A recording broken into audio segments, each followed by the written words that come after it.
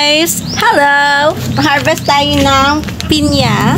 Tignan nyo guys yung pinya ko dito. Hinog na hinog na. Ayan oh. Hinog na yan. Oh! One down. Yung isa pa.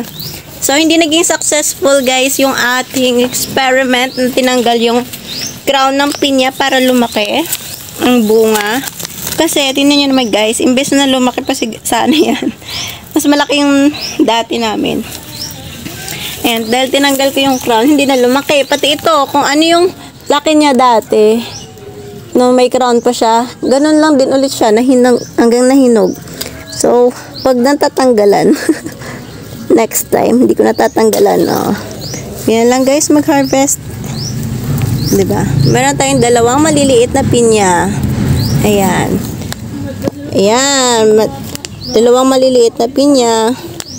So, hindi ko natatanggalan ng crown sa susunod. Pag ita-transport siya, pwedeng tanggalan para makatipid ng space. Pero ganyan lang siya guys.